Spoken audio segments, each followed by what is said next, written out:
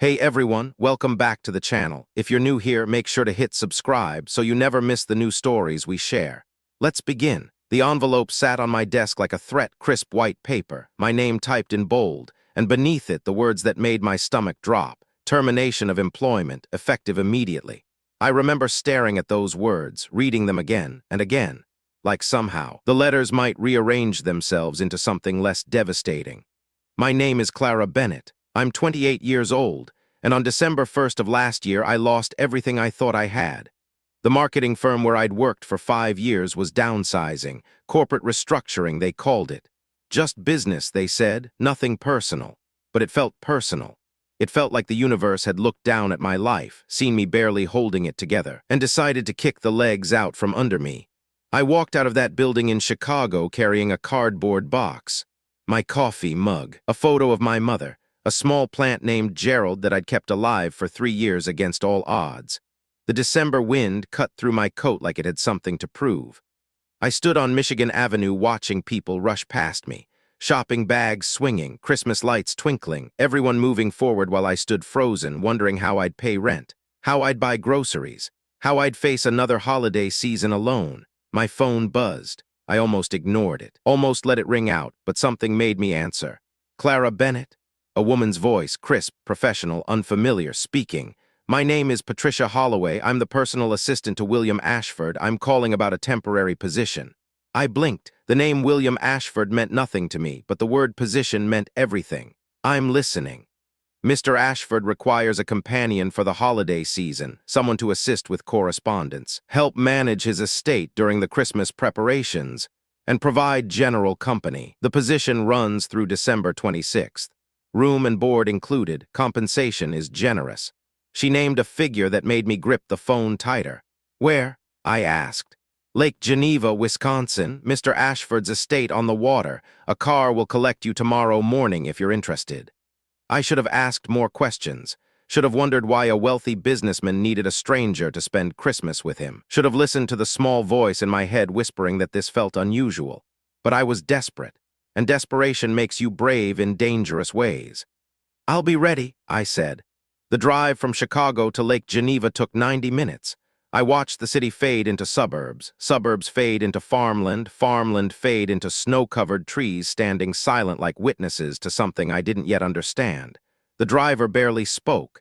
His name was Marcus. Former military, I guessed from his posture. He answered my questions with single syllables and kept his eyes on the road. When we turned onto a private drive marked only by a small iron gate, I felt my pulse quicken. The estate emerged through the trees like something from a film. A massive stone manor sitting on a bluff overlooking the frozen lake. Icicles dripping from the eaves, smoke rising from 3 separate chimneys. Beautiful, imposing, lonely. That was my first thought, that for all its grandeur, the house looked lonely. Marcus helped me with my single suitcase. The front door opened before we reached it. And there he was, William Ashford. He stood in the doorway wearing a navy sweater and gray slacks. Silver hair swept back from a face that had probably been handsome once and still carried traces of it. Sharp cheekbones, strong jaw, but his eyes, those blue eyes, they looked tired, not sleepy tired, soul tired. Miss Bennett. He extended his hand. Thank you for coming on such short notice. His grip was warm but weak. I noticed that immediately, a slight tremor in his fingers that he tried to hide by releasing my hand quickly. Thank you for the opportunity, Mr. Ashford. He smiled, but it didn't quite reach his eyes. William, please, if we're spending a month together, formality seems exhausting. He stepped aside to let me enter.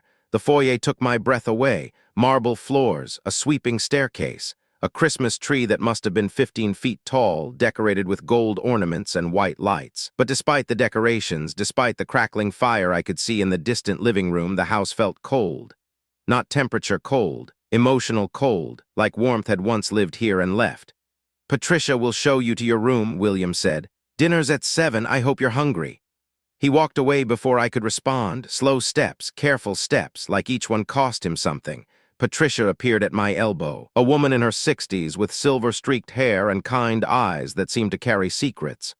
This way, dear. My room was on the 2nd floor, overlooking the lake, larger than my entire Chicago apartment. A 4-poster bed, a private bathroom, a small sitting area by the window. It's beautiful, I said. Patricia nodded.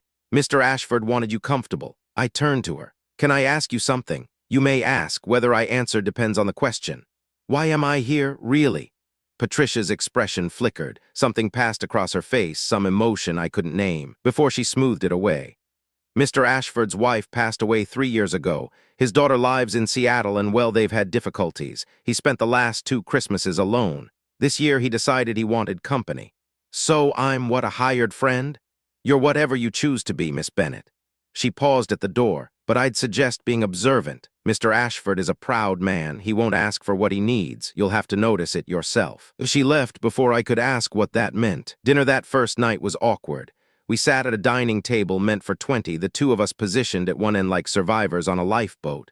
The food was excellent, prepared by a chef I never saw. Roasted chicken, winter vegetables, fresh bread. William picked at his plate. Tell me about yourself, Clara. He set down his fork. Your file mentioned marketing. Did you enjoy it? My file? I don't invite strangers into my home without research. He said it matter-of-factly. You graduated from Northwestern, top of your class, worked at Morrison and Associates for 5 years, let go during their December restructuring.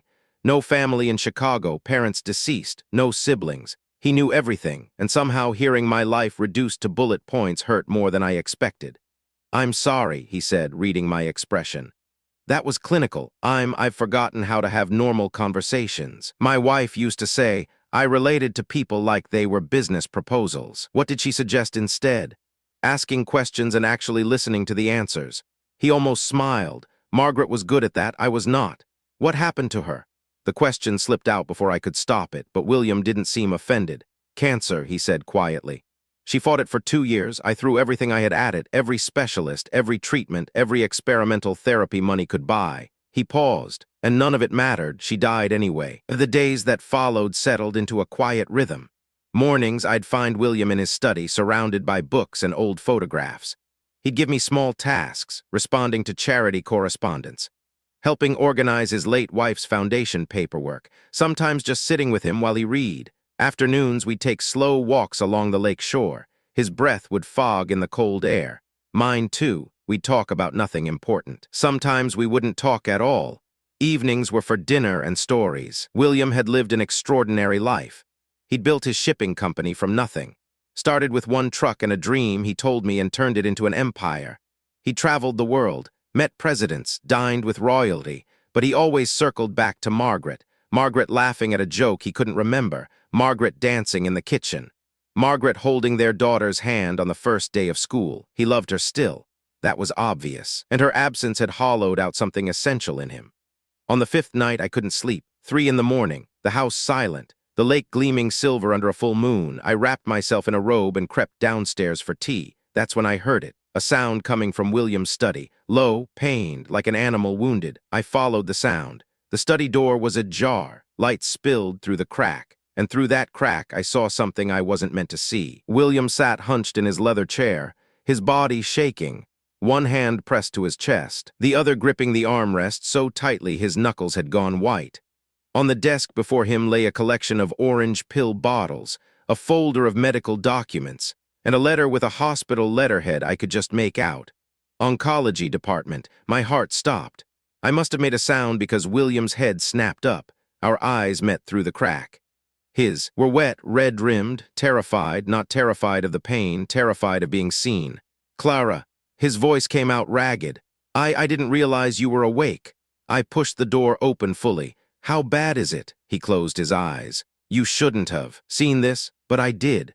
I crossed the room, knelt beside his chair. William, how bad? A long silence. The grandfather clock in the corner ticked away seconds that felt like hours. Stage 4, he finally said. Pancreatic, the same thing that took Margaret. The words hung in the air between us. The doctors say I have months, maybe less, maybe more. The treatment stopped working in October. He laughed bitterly. Ironic, isn't it? All my money, all my resources, and I'm dying the same death as my wife. Does anyone know? Patricia suspects, Marcus too, probably, but I haven't told them officially, haven't told anyone.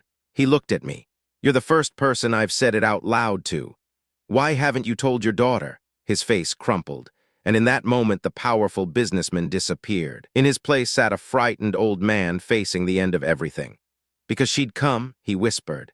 She'd come out of obligation, and I'd have to watch her pretend she still loves me while we both know she doesn't. What happened between you two? He was silent for a long moment. I chose work over her, again and again, missed recitals, forgot birthdays, wasn't there when her mother was sick because I was closing deals in Hong Kong. His voice broke. She's right to hate me, Clara. I earned it. The next morning, I found Patricia in the kitchen. You know, I said. It wasn't a question. She didn't look up from the tea she was preparing. I've worked for Mr. Ashford for 23 years. I know everything. And you let him spend Christmas alone, dying alone? Now she looked at me. Her eyes were fierce. He ordered me not to tell anyone. He's still my employer, Miss Bennet. And more importantly, he's still a proud man. If I betray his confidence, he'll shut me out completely. So we just watch him fade? No. She set down the teapot. We give him what he asked for: company, kindness, the chance to feel human in whatever time he has left. Her voice softened. He hired you because he wanted connection without obligation, friendship without history, someone who could see him as he is now, not as the man he failed to be. I spent that day differently. Instead of tasks and correspondence, I asked William to show me photographs, real ones. Not the staged portraits on the walls, but the messy snapshots in boxes he'd tucked away. He hesitated, then he led me to a closet in the guest wing. The boxes were dusty, neglected. Inside, a lifetime of memories waited. William as a young man, thin and hungry-looking, standing next to his first truck. Margaret on their wedding day, laughing at something off-camera. A baby girl with William's eyes, that same girl at 5, 10, 16. Emily, William said, touching the photograph of a teenage girl with her mother's smile. She was so bright, so determined. She wanted to be a doctor, to help people, and I told her she should go into business instead. I thought I was helping her. What does she do now? She's a pediatric surgeon in Seattle, chief of her department. Pride flickered in his voice, then faded. She did it without my help, without my blessing. She's brilliant, and she did it in spite of me. I looked at the photograph in his hand, a young Emily standing between her parents at what looked like a graduation ceremony. All three of them smiling. When did you last speak to her? 2 years ago, at her mother's grave. She told me she was done trying to earn my approval.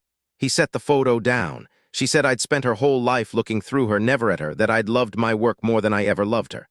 Was she right? The question came out harder than I intended. William flinched. Yes, he admitted. She was absolutely right. That night, William had a bad spell. I heard him coughing from my room. Deep, racking coughs that seemed to shake the walls. I found him in the bathroom.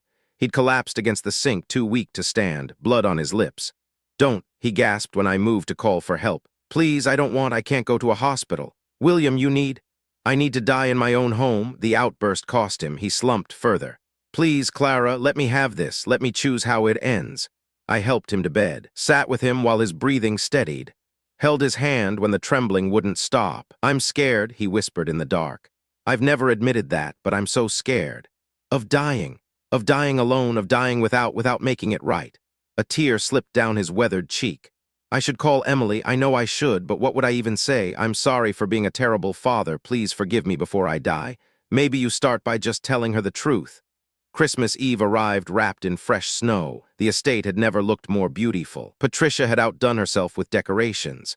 Candles in every window, garland on every railing, the smell of cinnamon and pine drifting through every room. William was weaker now. He spent most of his time in his chair by the fire, but there was a peace in his eyes that hadn't been there when I'd arrived. I called her, he told me that afternoon. My heart jumped. Emily, he nodded slowly. Last night, after you went to bed, I told her everything. The diagnosis, how scared I am, how sorry I am for every moment I chose something else over her. What did she say? She cried. His voice cracked, and then she said, Daddy, I'm coming home. The doorbell rang at 6 o'clock on Christmas morning. I was the one who answered it. A woman stood on the porch, early 30s, dark hair dusted with snowflakes, William's eyes staring out of Margaret's face. You must be Clara. Her voice was thick with emotion. Dad told me about you. He said you helped him find his courage. Behind her, a man waited, her husband, and in his arms, a small girl in a red coat, maybe 4 years old, William's granddaughter, a grandchild he'd never mentioned, perhaps never even met.